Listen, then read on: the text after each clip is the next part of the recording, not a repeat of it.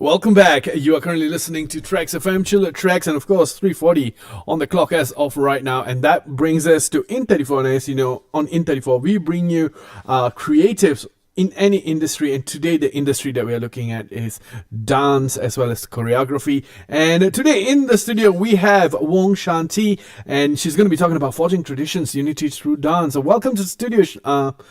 I'm going to just call you Shanti then. Yeah, great. All right.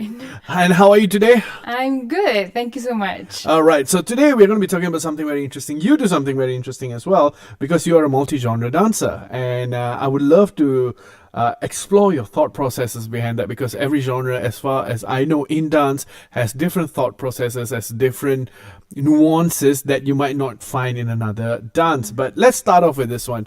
Can you tell us about yourself? Who is Wong Shan Tie?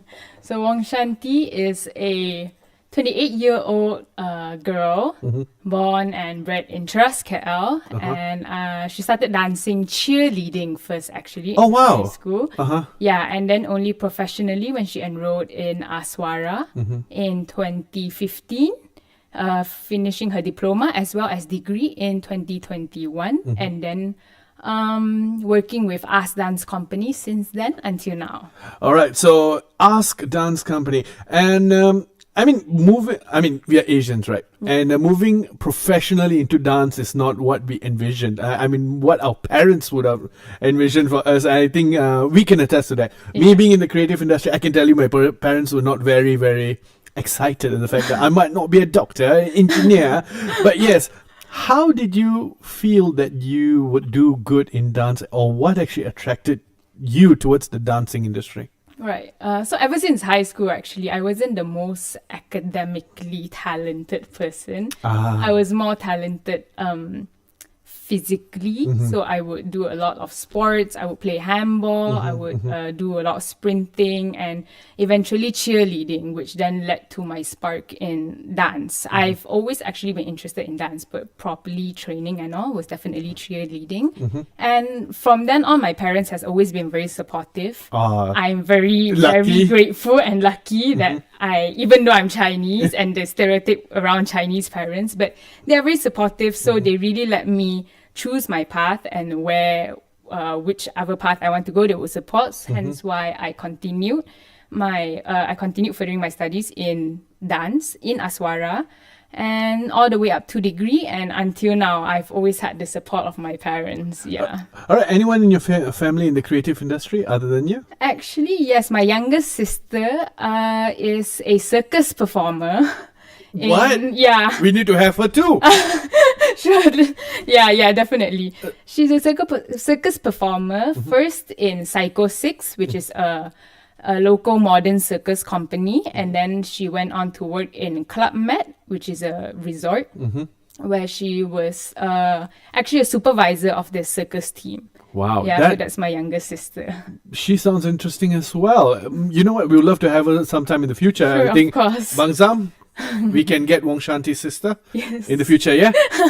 This is what we call, forging network. Right, so, and of course, you've got your degree and your diploma in, what is it called? It's a degree in performance dance. In performance dance. So that is interesting. And of course, Aswara, very well-known, industry leader now. And you are also a dancer and a choreographer, which is also another whole set of skills. Yes. With Ask Dance Company. Tell us about the company, and also what does your job entail within Ask? Okay, so Ask Dance Company is one of two private independent companies in Malaysia. We are a very small team of 10.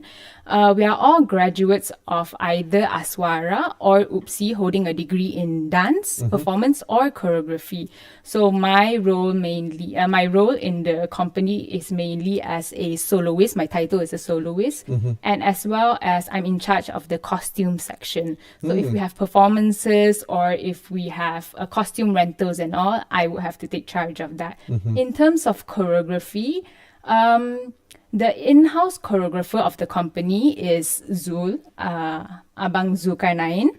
But then the company works in a way where we let each other try and test our creative skills. So if any of us wants to try and take up choreography challenges and whatnot, we are allowed to do so. So my most recent one was Contra, which is a production of contemporary and traditional dances, and the theme I did last year was for Chinese dance. Yeah, so I did a piece for Contra, and I think it did pretty well, although I'm fairly new in the choreographic scene, but I'm very interested to try and work more in the choreographic scene. I like the fact that you mentioned fashion, because as I can see, you're very fashion forward as well. Your outfit is very, very different. Like your earrings are definitely Indian, and your baju is definitely Chinese plus Malay. Yeah. Because the motif is Malay and the design is Chinese. So Yeah. I can already see how you do your costuming, and I think you're very forward in your thinking when it comes to choreography as well, because you are dealing with both traditional and modern, which who's someone who loves seeing people dance. I can dance to save my life. I gotta tell you, trying to weave both of that together is a very, very daunting task. But of course, you are creating something yourself right now, forging traditions, unity through dance. You gotta tell us what that is all about. So, Forging Traditions Unity Through Dance is the company's community outreach program, which has been ongoing for about 3 to 4 years now. So when the company started, we already had this community outreach program, which started in 2011, but then it was a different name, connecting communities, building bridges, and then soon and later it became Forging Traditions Beyond Borders first, where we did it online because of the MCO, which is why we call it Beyond Borders, because then we can reach out through borders via Zoom and everything. So we did have quite a number of international participants, and then our most latest one is Unity Through Dance, because this time we are teaching the Chinese handkerchief dance and Bharatanatyam. So a little bit of context: the past Forging Traditions or workshop, we did mainly Malay dances. So whether it was Malay classical or Malay folk, but we circled around that area a lot more. But now this time we are trying to take a challenge to teach Chinese dance as well as Indian dance as well. And of course, I personally believe that, it takes a really, really strong willpower to be able to master both these dances, because I've seen some people, even my cousins are all in the Bharatanatyam industry, and I gotta tell you, tough, man, tough. Trying to get to their final stage, which is the Arangetram, is a daunting task, and they treat it more than art. They treat it as part of their life itself. And you've chosen both. Chinese, for the Chinese dance, you have learned how to do the handkerchief dance, and for the Indian dance, Bharatanatyam. For our listeners who don't know, Bharatanatyam is along the lines of Odissi and all of that. So, we do have major proponents of Odissi in Malaysia, and we'll talk more about that later. But let's talk about you, Shanti.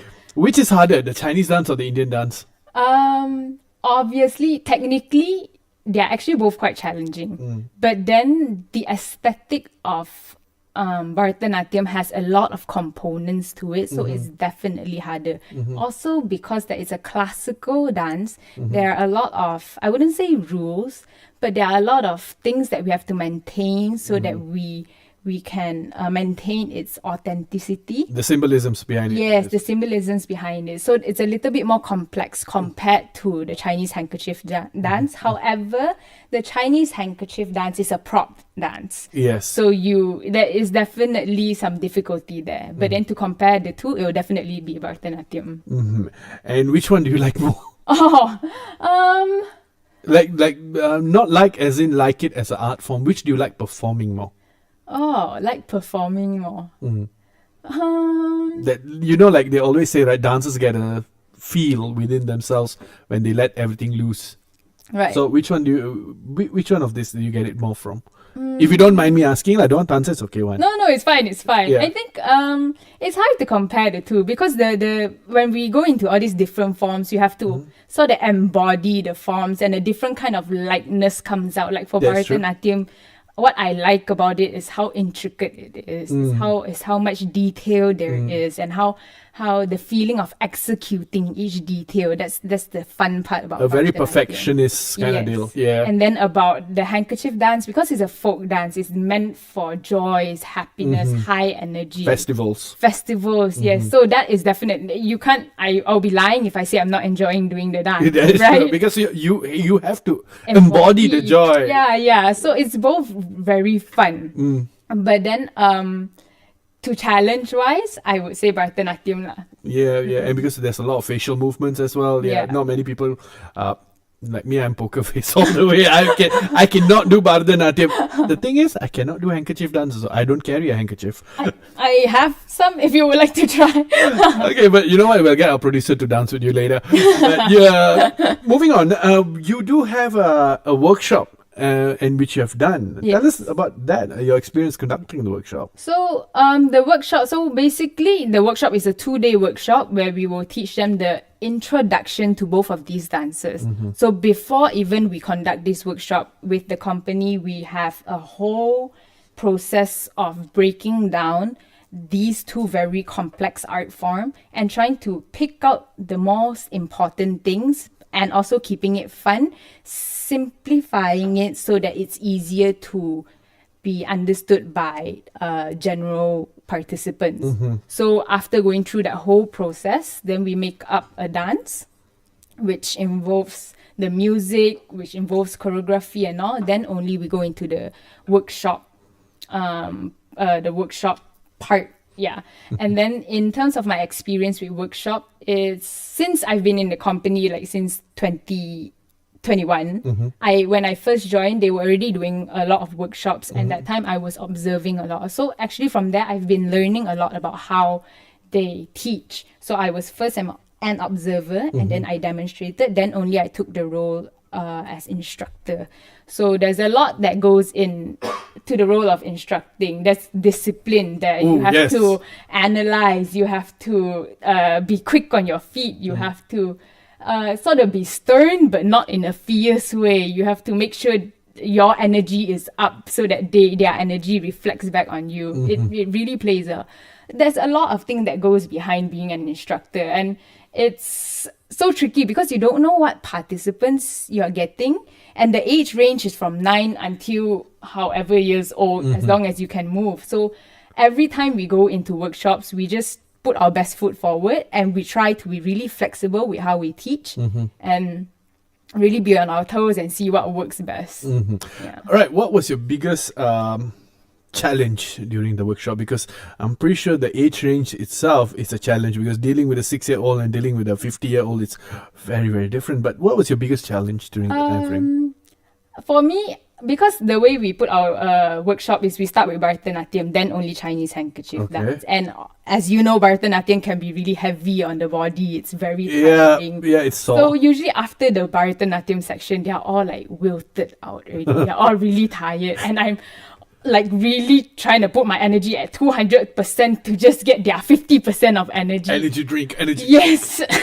But then it's trying to inject them, trying to get them to give me the energy, which is really hard. But one thing that works very well for me to get their attention is I sort of command them to clap once or twice, and we would try and play some games and whatnot to get them back on their feet, to get them excited to learn again, even after a whole intense Bharatanatyam section. So I think every time that's the most tiring and challenging and scary part. But then other than that, once we get them on their toes, once we get their attention again, it's usually smooth sailing from there. Cool. This is a question out of the left field. How has dancing made you a better person? Oh, wow. Today we are doing soul searching. Welcome to the... Of all the days. Out of all days, it's a Friday, so we can do some soul searching. Okay. How dancing has made me a better person? I think because I'm trained in so many different type of genres, I get to learn a lot more about all these different cultures, about even my own Chinese culture, Malay culture, Indian culture. And when you get all these contexts from them, you understand them a little bit more. True. Which, when you understand, when you can see from a different perspective, when you understand people from a different perspective, I think it makes you a more sympathetic person. Yes, right? you build empathy way more. Yeah. So I think that makes me a better person in that sense. And then also obviously going through the process of learning is not easy. So whenever I teach, I always remind myself that they are trying as hard as they can. All my job is to help. Whether they get it or not is a different So story. it's definitely taught you patience lah. Yes, 100%. My whole intention is to help. Whether Yes. they get it or not is a different story. But then as long as they get some kind of achievement of their own, not my goal, but their own goal, I'm satisfied already. Yeah, that's for me. Have you had to sacrifice anything for the dance?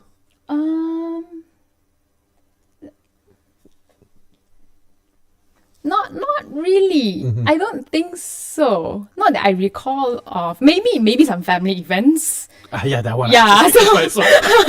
So maybe that lah. But then other than that, I don't. Maybe because I've always been supported 100%. So I've never felt like doing this is taking me away from something else. Yes. Yeah, so I don't feel like I'm sacrificing anything. That is so good. That's absolutely good. Okay, tell you what, we're going to be taking a short break. Once we come back, we'll talk about some of the best memories, conducting the workshop, future, as well as advice. Then we'll move on to the physical portion of the workshop today. I'm just kidding. We will be if you want to watch Shanti dance, both the handkerchief dance and Bharatanatyam, you can watch it later. We'll be doing it right here, and that's happening on our TikTok as well as our YouTube page, Facebook page.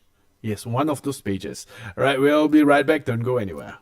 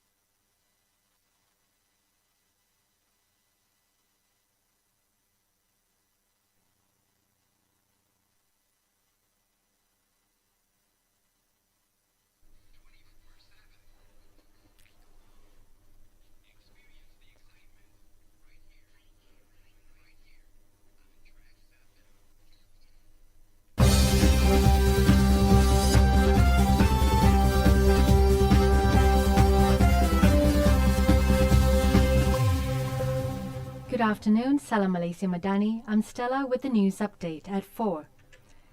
Malaysia's 2024 gross domestic product is projected to grow by 5.1% compared to the 3.6% growth recorded in 2023, supported by positive growth across all sectors. The Department of Statistics Malaysia said the growth is expected to be driven by the 4.8% growth in the fourth quarter of 2024, following a stronger 5.3% growth in the third quarter. Meanwhile, the disbursements of funds under the National Entrepreneurial Group Economic Fund, (TEKUN), to empower Indian entrepreneurs will be monitored to ensure effective implementation and delivery.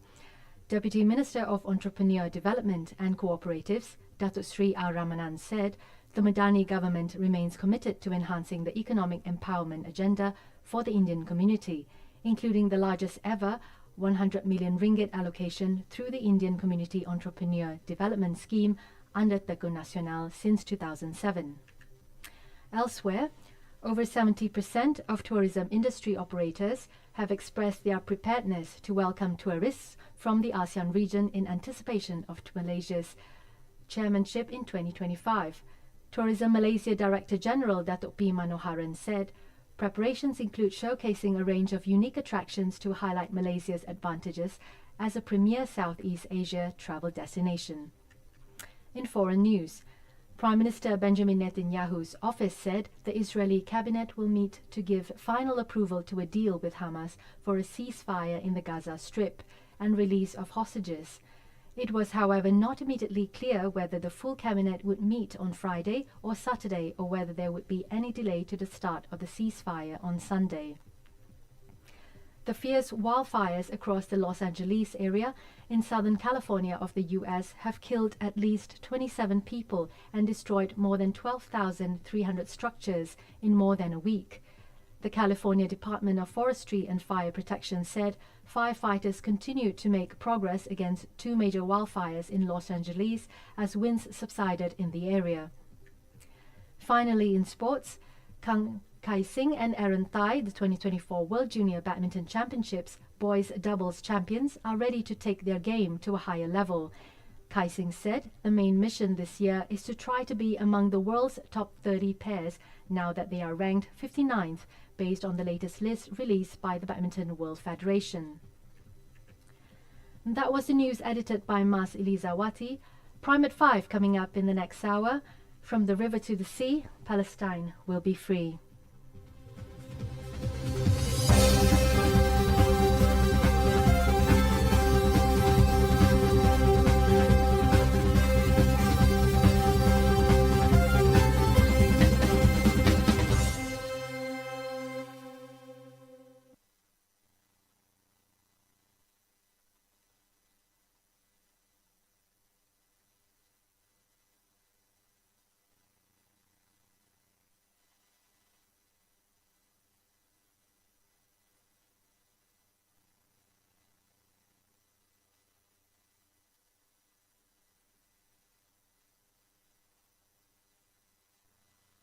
Welcome back to In 34 Love It. We are talking about forging traditions and unity through dance with our guest Wong Shan Tie. Now, she is a dancer and a choreographer specializing in Chinese, Indian, as well as modern dancing styles. And recently she has conducted a workshop, and that is what we call forging traditions. What are your best memories in conducting that workshop, Shanti?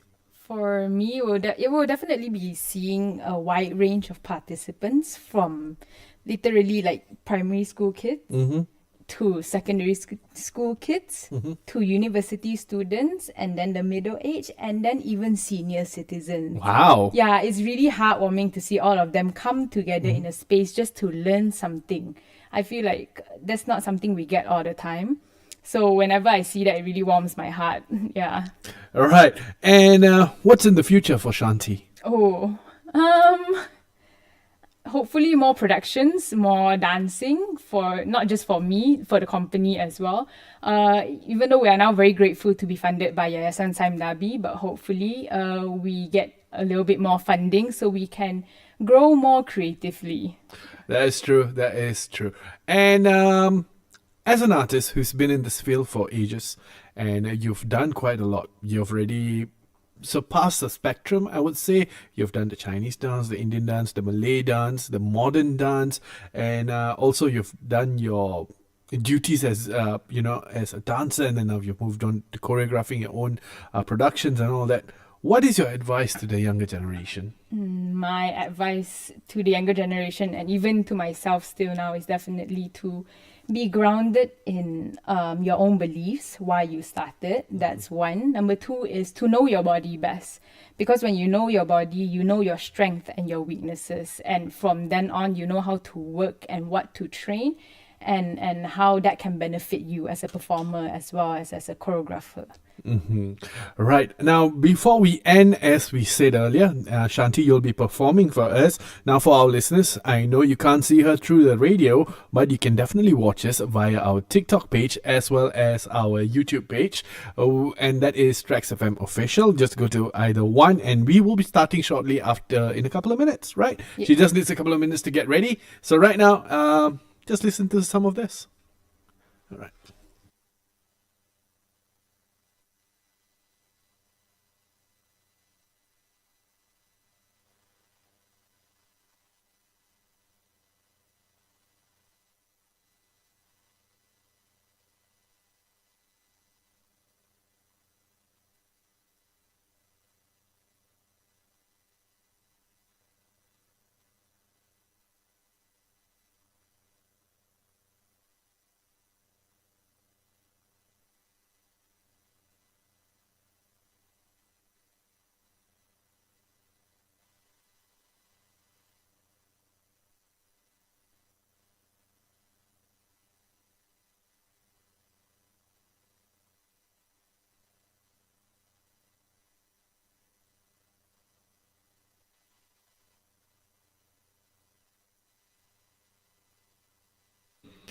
And as promised, if you're currently on our TikTok live page or our Instagram or even our YouTube, actually not on our Instagram, our YouTube as well as TikTok page, which is TRAXXfm Official, our dancer in studio today, Wong Shan Tie, will be performing a traditional Bharatanatyam dance, and we're going to start in 3, 2, 1.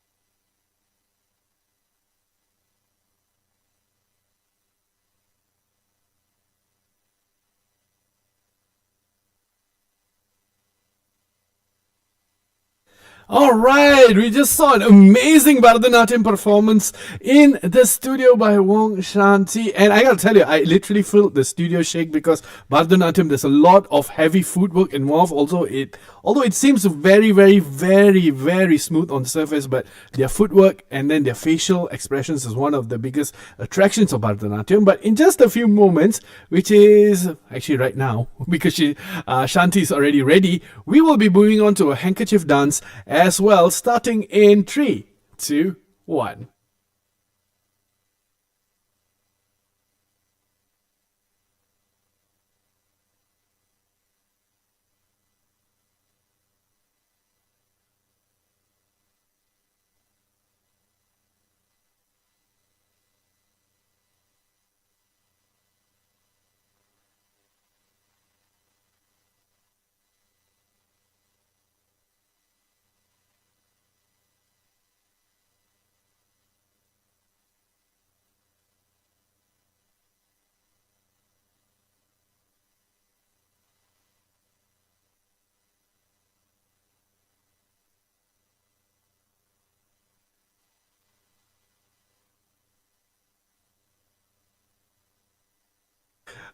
That was so good. All right, come on, take a seat again. Wow, that was so interesting. If you did not catch it, I feel so sorry for you. It's how did you transition so quickly, like from something so structured into something so free flowing?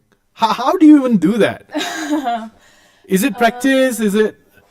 I think it's because of the whole syllabus in Aswara. From the whole day we learn suddenly ballet, and then in the afternoon we are doing Malay dance, and then Indian dance. So I think I've adapted because of that. Even through my learning process, we've already been doing that. Yeah.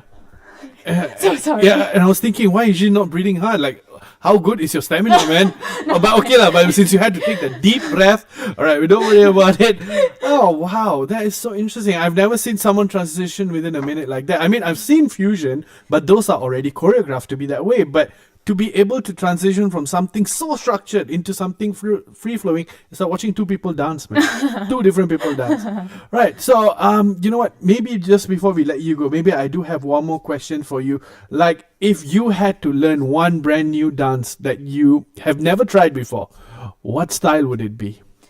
Oh, I think it would definitely be one of the ballroom dances. Whether it be either the tango The salsa. or the salsa. Yeah, any one of those would be really, really great if I had the opportunity. Yep, and from what I know from tango and salsa, you know, upper body not so much, but your lower body got to be super, super strong. Have you ever dabbled in them before? Not yet. Not yet. How about some of those Russian or Balkan dances where, you know, or the Turkish dance where they float through? I forgot what's it called, the floating style. Right. Have you seen those? I've seen those, and actually there are some Chinese dance that are quite similar to that. Yes, I've seen this as well. Yeah, so I wouldn't say it's like I've learned it before. That's not true. But then something that's completely out of my learning curve is the ballroom.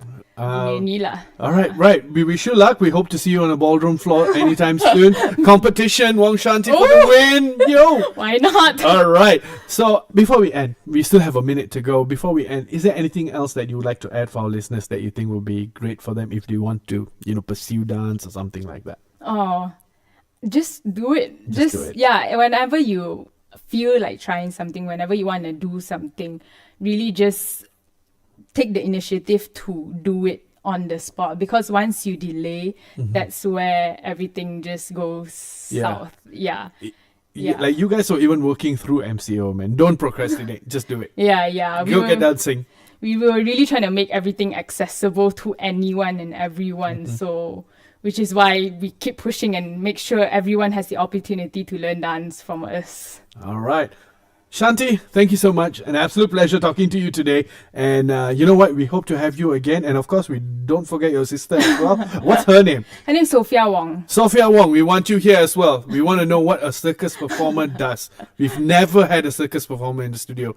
All right.